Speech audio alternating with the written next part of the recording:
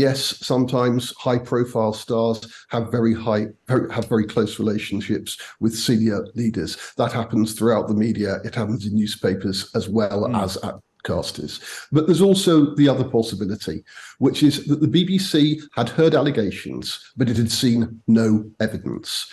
You cannot simply suspend a colleague without any evidence whatsoever to justify that decision, because the damage to their reputation internally is extremely powerful. The damage to their relationship with colleagues is extremely damaging to their future. You have to treat people with a degree of dignity, and you have to follow internal processes and do so honestly and fairly. I think if the BBC can demonstrate that it has followed its own processes and its legal obligations diligently and appropriately, then evidence that this man was still appearing with colleagues after the allegations had first been raised with the BBC will be certainly of interest, and they'll have to be looked at with great care. Itself in the midst of another crisis this morning. It's facing questions over its handling of a mother's complaint that a male presenter paid her child £35,000 for sexually explicit images. The Sun broke the story yesterday and has published more allegations today. The presenter in question hasn't been named, and others have rushed to distance themselves after being wrongly identified on social media. Tim Luckhurst is the principal at South College, Durham University, and a former BBC executive. Tim, good morning. Morning, Callum. I just want an overall view from you, first of all, on the BBC response to this, which is facing a lot of criticism in terms of the delays, the difficulties, and whether due process has been followed here. What is your assessment? Well, it's a great story for a start, and the Sun's done well to break it. But the BBC does face competing obligations. Of course, it's got an obligation to the young person who has had these photographs shared with allegedly a BBC presenter. But it also has a duty of care to its employee, the presenter. And there does seem at the beginning of this story to have been a bit of a shortage of information sharing. The mother of this young person says that she contacted the BBC because she simply wanted the presenter to stop sending cash. Now, the question arises, did she offer sufficient information to allow the BBC to conduct the sort of investigation that it needed to conduct internally? If she did, then the BBC's response has been inadequate. But if the mother's position, which would have been perfectly understandable, was that she didn't want this to become a national issue, she simply wanted to close down a problem which was causing her family enormous angst and difficulty, then it is quite possible that the BBC was in a position where it simply didn't know enough. Now, the question then is, how hard did it try to find out? You can't simply accuse somebody of a criminal offence, and sharing, distributing or owning pictures of that nature of someone under the age of 18 is a criminal offence. You can't simply accuse someone of criminal offence if you've got no evidence. You've got to get the evidence, and you've got to take seriously your obligation to your employee. So I think the BBC was probably stuck in a difficult position, but it may turn out that it hasn't done enough to explore. It certainly feels like the mother in this situation reached such a point of frustration with a lack of progress from the BBC that she went to a national newspaper with the story. And indeed, The Sun reports that the family did not want any payment for this story either. The point was that the investigation was getting nowhere, and so this was the only way that she felt she could actually get something to happen at all. Well, that's absolutely what is reported in your story in the Times this morning and what the Sun has reported, and I'm sure it's absolutely true. But it still doesn't answer the question, what did the mother actually tell the BBC? If her approach to the BBC was to say, please, can you stop this man from sending cash? The BBC's automatic and I think appropriate response would have been, well, why? What exactly are you alleging has happened? Who is it? What is the nature of the images? They would have wanted detail. And whilst that may sound harsh, that's an appropriate response. As a BBC executive in those circumstances, I would have regarded it as something that I had to take enormously seriously. The involvement of somebody under the age of 18 would have highlighted the safeguarding responsibility. But in order to conduct that responsibility properly and rapidly, you need detail. If the mother did not want to offer that detail to the BBC, then the BBC was in a cleft stick. Now, we don't know, and I'm simply explaining that background. No, and that's helpful. Yeah.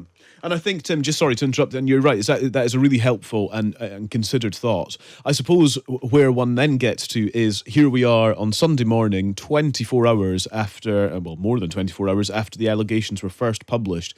I suppose at what point in this crisis for the BBC does it come forward with what it did know and when? Because it's fair to say, is it not, that the statements we've had so far have been a little lacking in terms of just pinning down exactly the sequence of events from the corporation's point of view, what it knew when, etc. It's the same old story, isn't it, that actually transparency and urgently is what's required here, and we're not getting it at this point. Calm, I can't disagree with a syllable of that. Yes, the BBC needs to move quickly. It needs to be absolutely open and transparent about what it knew, when it knew it, and about what it did not know and why it did not know it, if that is the case. That poses no threat to its duty of care to its employee, and that is certainly overwhelmingly in the public interest. The BBC is a very large organisation, and it takes its independence and integrity very seriously. Its licence payers take that integrity very seriously too. So that integrity has got to be defended. And in this case, the integrity requires the BBC to be absolutely candid, completely clear in public about what it knew when and what it did not know. I think you're right to ask for that information as quickly as possible. Yeah. It's interesting as well, Tim, when you're talking about duty of care, and I understand exactly the argument you're making there, or the point you're making there, I wonder about the duty of care to the other male presenters who are now being wrongly accused, particularly on social media, of being the male presenters at the heart of this. We've seen denials from high-profile presenters like Gary Lineker, Jeremy Vine, Rylan, Nikki Campbell. They've all had to say, this is not me. And so what is the BBC's duty of care to those who are getting caught in the crossfire? Oh, Callum, you raised one of those appalling questions of our modern media age. We as professional journalists, and I certainly was a professional journalist for a long time, take very seriously our commitments to code of ethics and to the law.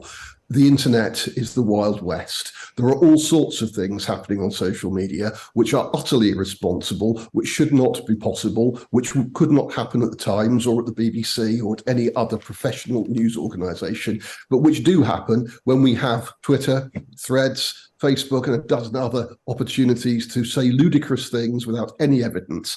I'm afraid that that's the world we live in, and the BBC faces that pressure as does every other news organisation.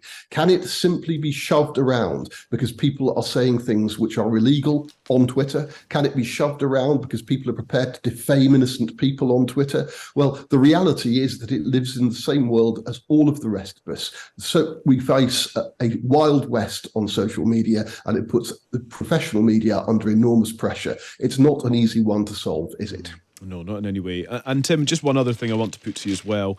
This is from the Sunday Mirror this morning, suggesting that the presenter in question here partied with bosses at an awards do after the allegations were made against him. The piece goes on to say that executives and the presenter were enjoying a champagne reception. They took their seats for the ceremony, enjoyed a 3-course meal, etc.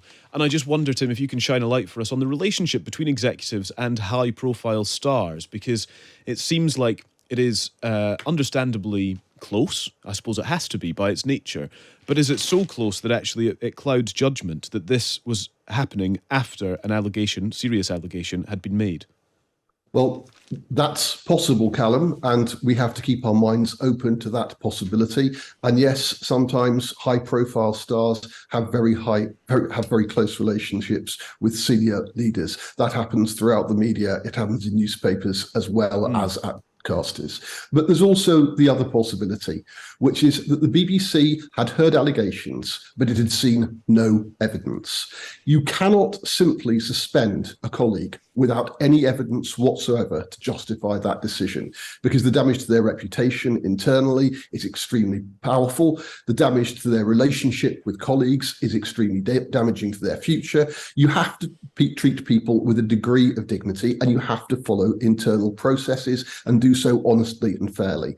I think if the BBC can demonstrate that it has followed its own processes and its legal obligations diligently and appropriately, then evidence that this man was still appearing with colleagues after the allegations had first been raised with the BBC will be certainly of interest, and they'll have to be looked at with great care. But as I say, how much did they know? Had they heard allegations? I heard allegations about presenters when I was a BBC executive. Believe it or not, they weren't always true. You have to be very careful. And well, just a quick one. How did you then distinguish? Were the processes the same then as they are now, for example, if they've been updated? BBC guidelines are updated constantly and they're refreshed, but the commitment to take care of the vulnerable, the duty of care, particularly to young people, is one which has always been at the heart of the BBC's concerns about its public role. And the BBC does take that public role very seriously indeed. So my answer is the one that I repeat, that if the BBC did know enough to suspend this individual and failed to do so, then it has made a mistake. But if it did not suspend the individual because it had no evidence that what was being alleged could be substantiated, then I don't think that's quite the same scenario. You can't simply say to someone, look, we don't know whether you've done anything wrong at all, but you're suspended.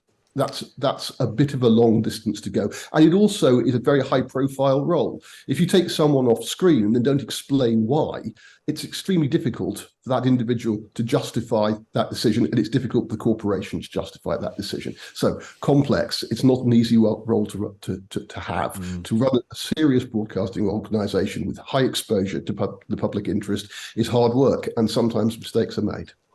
Tim, really, really insightful. Thank you very much. Thank you for your considerations this morning. Thank you. Thank you. That is Tim Luckhurst, who is principal at South College at Durham University and also a former BBC executive. Your thoughts, well.